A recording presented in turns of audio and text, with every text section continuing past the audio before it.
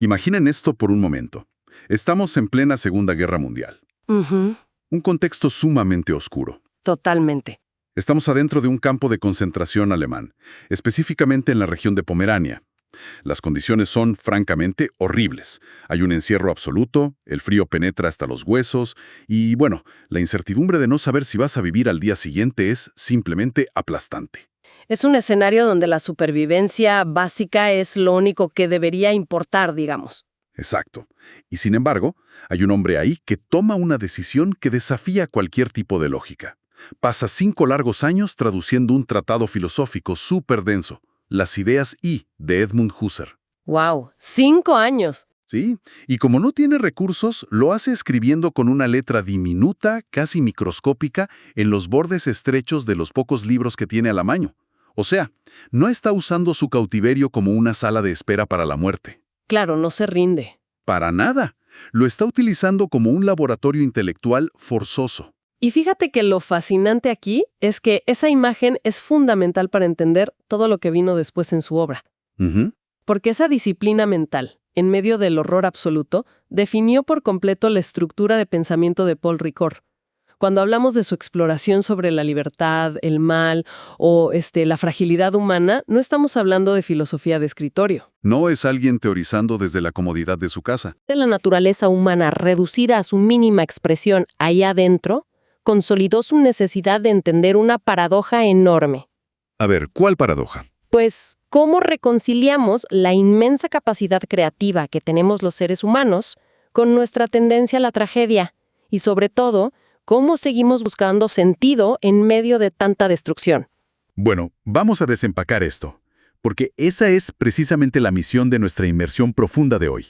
Queremos descubrir cómo este gigante de la filosofía contemporánea logró articular respuestas a conflictos que, la verdad, se sienten increíblemente relevantes hoy en día. Totalmente relevante, sí. Porque hoy vivimos en sociedades súper saturadas de información, muy polarizadas, donde la idea misma de la verdad parece estar fragmentada. Y para entender cómo Ricoeur intenta resolver esto, creo que tenemos que mirar desde dónde observa el mundo, ¿no? Claro, el contexto de su vida. Ajá. Si revisamos sus primeros años, él nace en Valence, Francia, en 1913, y vemos que la tragedia para él no empezó en la guerra. Estuvo marcada desde el día 1, Sí, fue huérfano muy temprano. tal cual. Pierde a su madre al nacer y a su padre en el frente de batalla durante la Primera Guerra Mundial. Es un inicio durísimo. Y bueno, fue criado por sus abuelos en un entorno protestante bastante estricto. Esto dejó una huella muy profunda en su respeto por los textos y en su visión sobre el sufrimiento. Ujú. Pero el verdadero punto de inflexión filosófico, digamos, ocurre durante su formación en la Sorbona y, como decíamos, con ese trabajo en el campo de prisioneros. Claro, donde empezaste a escribir. Exacto. Ahí comienza a darle forma a su primer gran proyecto conceptual, que se llama Lo voluntario y lo involuntario. Y para entender por qué este texto es tan revolucionario, hay que recordar de dónde venía la filosofía francesa. Venían de glorificar la mente, ¿no? Como con Descartes. Tal cual, desde el famoso pienso, luego existo de Descartes, había esta ilusión enorme de que el ser humano es un sujeto soberano, básicamente el rey absoluto de su propio castillo mental. Y Ricoeur llega y rechaza eso por completo. Y tiene todo el sentido del mundo si observa su propia vida. O sea, él plantea que no somos dueños absolutos de nuestro destino. Ajá. Nuestra voluntad, esa capacidad que tenemos de decidir y actuar, está permanentemente limitada. Limitada por nuestro cuerpo, por costumbres que se vuelven automáticas, por nuestra biología e incluso por el momento histórico en el que nos tocó nacer. Sí, estamos condicionados. Exacto. Él define al ser humano con una dualidad brutal. Dice que somos un ser capaz, pero al mismo tiempo somos un ser sufriente. Para quienes nos escuchan, imaginemos por un momento que somos los arquitectos de una casa. Me gusta esa analogía. Tienes los planos en tu cabeza, tienes la ambición, tienes toda la capacidad intelectual para diseñar algo increíble. Ahí está tu lado capaz. Pero, y aquí está el gran problema, tú no elegiste los materiales que te entregaron en la obra. Claro. Tampoco elegiste el terreno sobre el que te tocó construir. A lo mejor el suelo es súper inestable o te dieron madera podrida. ¿Tienes capacidad de acción? Obvio. Pero operas dentro de una finitud muy real. Y fíjate que esa analogía captura perfectamente cómo funciona su pensamiento. Y el motivo por el cual esta dualidad importa tanto es porque rompe de tajo con la arrogancia intelectual. O sea, nos baja de las nubes. Exactamente. Si tú crees que eres un Dios omnipotente construyendo en un terreno perfecto, cualquier fallo en tu casa te va a parecer una aberración imperdonable. Pero si reconoces que construiste sobre un terreno que no elegiste, esa fragilidad se vuelve compartida. Ujú. Y ese es el punto de partida de toda la ética humana para él. Reconocer nuestra propia limitación es justamente lo que nos hace responsables ante los demás. No somos seres perfectos tratando de no cometer errores, sino seres finitos navegando nuestras vulnerabilidades. Pero a ver, aquí esto me genera un pequeño cortocircuito. A ver, dime. Si estamos tan limitados por nuestro entorno y nuestra biología, y si la base de nuestra mente es tan inestable como ese terreno fangoso, entonces, ¿cómo logramos conocernos a nosotros mismos? Esa es la gran pregunta. Porque la introspección siempre ha sido, la herramienta principal de la filosofía. Si cierro los ojos e intento analizar mis pensamientos, Ricoeur parece sugerir que no voy a encontrar la verdad absoluta allá adentro. Y sugiere exactamente eso. Es un golpe durísimo al ego humano. Él dice que la conciencia no es transparente. O sea, no es como un cristal limpio por el que puedes asomarte y ver tu verdadera esencia. Claro, está manchado. Totalmente. Cuando miras hacia adentro, lo que ves está distorsionado por tus prejuicios, por tus traumas, por tu contexto. Y por eso, él da un salto conceptual de la fenomenología, que era esta idea de describir la experiencia pura, a la hermenéutica. Que, para nuestra audiencia que no esté tan familiarizada con el término, la hermenéutica es básicamente la teoría o el arte de la interpretación. Justamente. Ricoeur propone que como no podemos mirarnos directamente en un espejo interno sin autoengañarnos, necesitamos tomar lo que él llama la vía larga. Dar un rodeo, digamos. Exacto, un rodeo inmenso a través de las expresiones culturales. Él dice que solo podemos entendernos si interpretamos los signos, el arte y los mitos que la humanidad ha dejado en la historia. Ujú. En su obra La simbólica del mal, él explica cómo funciona esto mecánicamente. El lenguaje conceptual, el de la ciencia o la lógica fría, es buenísimo para describir un objeto físico, pero se queda cortísimo para capturar realidades existenciales crudas. Cosas como la angustia, la culpa o el miedo a la muerte. Para eso necesitas otro tipo de lenguaje. Claro, los mitos y el lenguaje figurado logran llegar ahí porque operan en múltiples niveles de significado al mismo tiempo. Y aquí es donde se pone realmente interesante, porque al entrar en el tema de la interpretación, Ricoeur inevitablemente choca con los gigantes del siglo XIX y XX. Me refiero a Marx, a Nietzsche y a Freud.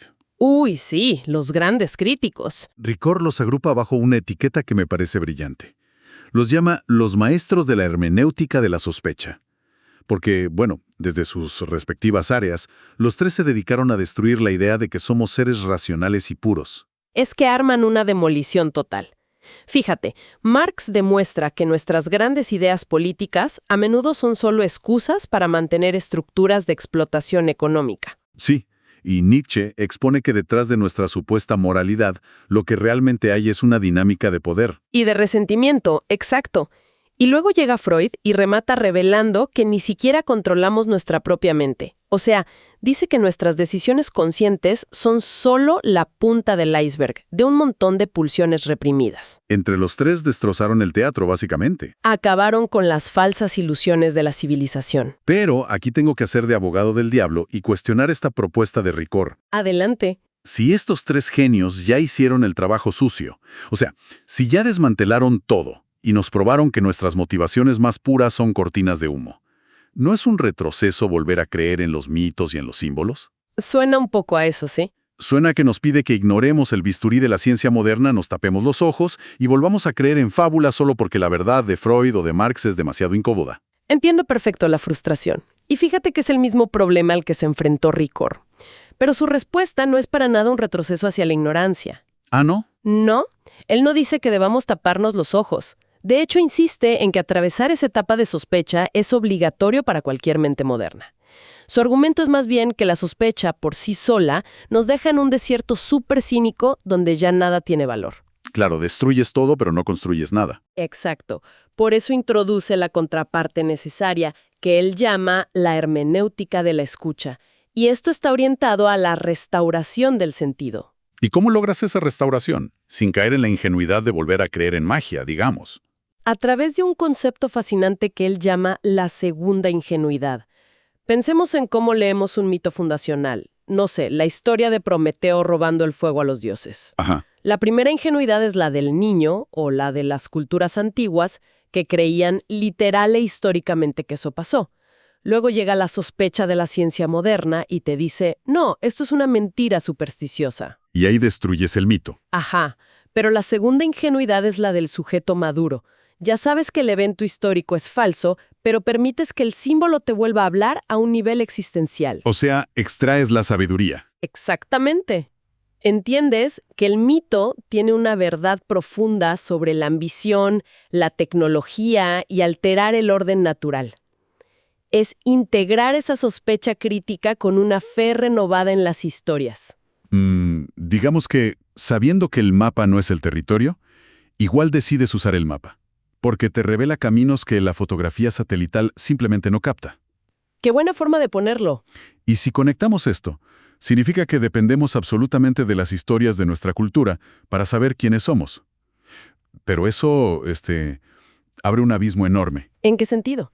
Bueno, si yo me construyo interpretando el mundo a través del tiempo, y el tiempo avanza, mi cuerpo envejece, mis creencias cambian, ¿qué es lo que mantiene unida mi identidad? O sea, ¿cómo puedo decir que soy la misma persona hoy que hace 20 años? Ese problema es justo el núcleo de su etapa de madurez, en su libro Sí mismo como otro. Y la forma en que resuelve el problema de la identidad frente al tiempo es haciendo una distinción quirúrgica entre dos conceptos latinos. A ver. El idem y el ipse. La mismidad, el idem, es tu continuidad física. Son tus huellas dactilares, tu código genético, tu temperamento básico. Es la parte material que el tiempo inevitablemente altera o desgasta. Claro, el idem es lo que permite que el software de reconocimiento facial de mi computadora me deje entrar aunque haya dormido pésimo. Pero a un nivel profundo, eso no me define moralmente frente a un dilema. Exacto, para nada. Y por eso introduce la ipseidad, el ipse, que es tu identidad narrativa. Y el mecanismo fundamental de esta identidad narrativa, lo que la ancla a la realidad, es la capacidad de hacer y mantener una promesa. Frente a los cambios físicos del idem, frente al envejecimiento y todo eso, mantener una promesa, es decir, aunque mis circunstancias cambian mañana, mi compromiso contigo sigue intacto. Es ser fiel a uno mismo frente al otro. Para visualizar cómo esta narrativa nos mantiene unidos, pienso en el protagonista de una serie de televisión larga, digamos de unas 10 temporadas. Ajá. Imaginemos el primer episodio y luego el final. Físicamente, los actores ya envejecieron, las circunstancias mutaron por completo. A lo mejor el protagonista empezó como un maestro de escuela asustadizo y termina como un líder criminal implacable. Un cambio radical del idem. Totalmente irreconocible. Pero si en ese primer episodio él le hizo una promesa fundamental a su familia, y en la última escena toma una decisión de sacrificio basándose solo en esa promesa, ahí es donde reconocemos su verdadera identidad, su ipseidad. Es que no es la biología lo que lo mantuvo unido, es la trama que él mismo construyó. Exacto. Y si conectamos esto con el panorama general, nos lleva a su monumental trilogía Tiempo y Narración. Ricord nos explica que el tiempo, por sí solo, es caótico. Solo avanza y devora todo a su paso. Sí. Pero el tiempo se vuelve humano, se vuelve vivible cuando lo organizamos en una trama. Por eso dice que la literatura y la historia comparten una función vital, que es refigurar nuestra experiencia del tiempo. Leer historias no es solo para evadir la realidad. ¿Sino para qué? Al sumergirnos en la ficción, nuestro cerebro practica la empatía. Exploramos mundos donde las consecuencias de nuestras acciones ocurren en un entorno seguro. Y esto nos invita a preguntarnos, si somos la historia que nos contamos, ¿qué tipo de narrativas consumimos a diario y cómo están programando nuestra identidad? Es una responsabilidad abrumadora, la verdad, porque una vez que defines tu identidad narrativa, no estás flotando solo en el vacío. Tienes que convivir y a veces chocar con las historias de los demás. Ahí es donde su filosofía sale de la mente y entra en la sociedad. Se vuelve ética. Y Ricoeur sintetizó esto en una fórmula, su pequeña ética, que suena a eslogan sencillo, pero tiene un peso institucional enorme. Él la define como el deseo de una vida buena, con y para los otros, en instituciones justas. Y para entender por qué esta frase es una verdadera cumbre intelectual, hay que ver que logra fusionar dos tradiciones que históricamente estaban súper peleadas. ¿Cuáles? Por un lado, toma la visión de Aristóteles, centrada en la búsqueda de la felicidad personal y el deseo de una vida plena. Pero como la felicidad individual no basta, incorpora la tradición de Kant, que se basa en el deber moral y la regla universal. Ricoeur nos dice que la ética empieza con la estima por uno mismo, pero de inmediato rebota y exige cuidado por el prójimo. Sin embargo, aquí veo un salto logístico complicado. O sea, es fácil cuidar de tu familia o del vecino que saludas todos los días. Pero no puedes tener una relación interpersonal directa con, digamos, 100 millones de ciudadanos. Claro que no. Y por eso añade la tercera parte de la fórmula, en instituciones justas. Él argumenta que la justicia es básicamente la extensión de ese cuidado, pero hacia el otro lejano. El que no conoces. Ajá. Como no puedo abrazar a toda la sociedad, necesito crear leyes, cortes y sistemas educativos que garanticen la equidad. Las instituciones son esa mediación necesaria para escalar el amor al prójimo. Y para que esas instituciones no se estanquen o se vuelvan tiránicas, entiendo que él confía un montón en el poder creador del lenguaje. Esto es algo que desarrolla en su libro La metáfora viva, ¿no? Sí, un libro clave. Porque normalmente en la escuela nos enseñan que la metáfora es solo un adorno. Usas una metáfora para que un poema suene melancólico y ya está. Pero Ricoeur detalla que la metáfora es un proceso cognitivo que altera la realidad física. Totalmente. Al unir dos ideas que no tenían relación, la metáfora redescribe el mundo y nos abre nuevas formas de actuar.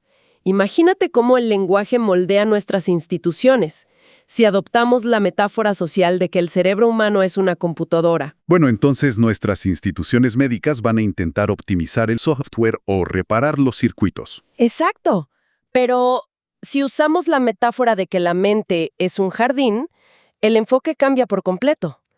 Las instituciones se van a centrar en nutrir el entorno, dar tiempo para el crecimiento y quitar la maleza con cuidado. Las metáforas construyen los límites de lo que consideramos posible. Entonces, ¿qué significa todo esto? Porque me obliga a volver a la imagen con la que abrimos, el prisionero en Pomerania. Si el lenguaje puede crear mundos nuevos y nuestra identidad depende de instituciones justas, ¿cómo diablos maneja Ricoeur el peso traumático del siglo XX? Es una tensión fuertísima. Porque fue un siglo marcado por el colapso total de esas instituciones y por pura violencia industrializada. ¿Cómo reconcilias buscar una vida buena con ofensas que parecen imperdonables? Cuesta creer que la respuesta sea solo escribir mejores relatos. Tienes toda la razón, y Ricoeur no evade esa oscuridad para nada.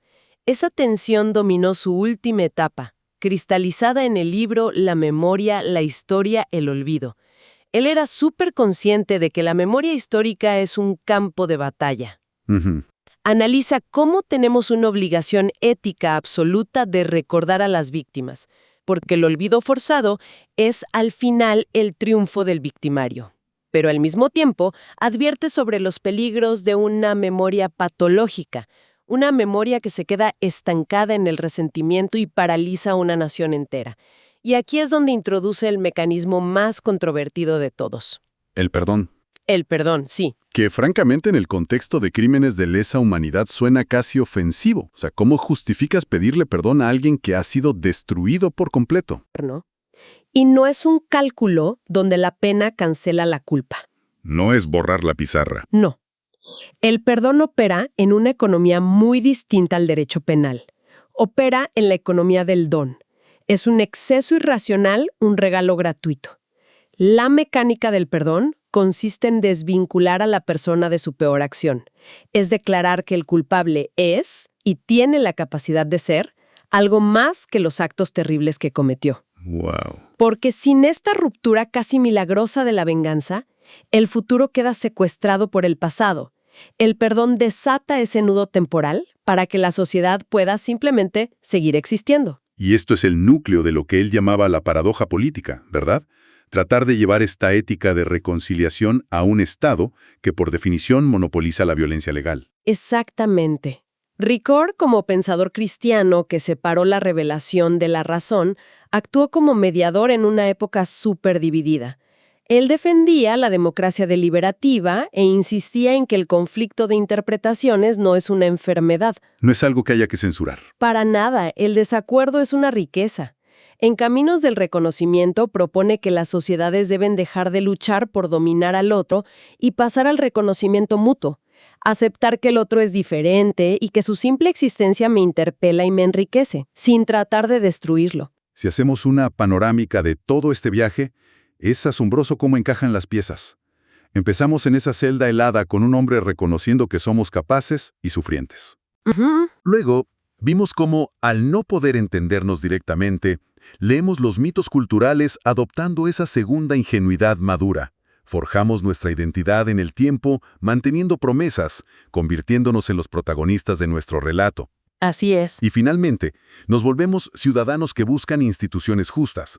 Usamos metáforas para reimaginar la política y asumimos la tarea casi imposible de perdonar para que el futuro tenga oxígeno.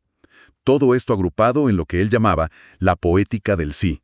Una afirmación vital maravillosa. La poética del sí es la decisión consciente de abrazar la existencia, buscarle sentido a la vida y actuar con los otros a pesar del determinismo y del sufrimiento del mundo. Es una brújula sumamente necesaria hoy. Sí, porque en una época de fanatismos, Ricoeur nos recuerda que la verdad no es propiedad privada de un solo bando.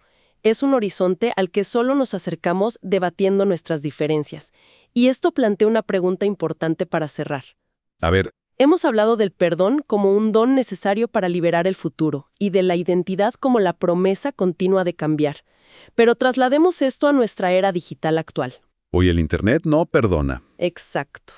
Un mundo hiperconectado, donde cada error, cada opinión apresurada, queda registrada permanentemente en servidores. El archivo de Internet no tiene ese desgaste compasivo del olvido humano. Entonces, frente a esto, ¿es estructuralmente posible que florezca ese perdón transformador del que hablaba Ricoeur? Es una gran duda. ¿O estamos diseñando una sociedad donde las bases de datos ya no le permiten a la gente ser algo más que sus peores actos del pasado? Es una pregunta aterradora sobre nuestra propia capacidad de redención, ¿no? Porque a veces esa memoria infinita puede convertirse en la prisión más definitiva de todas. Les dejamos con esa reflexión.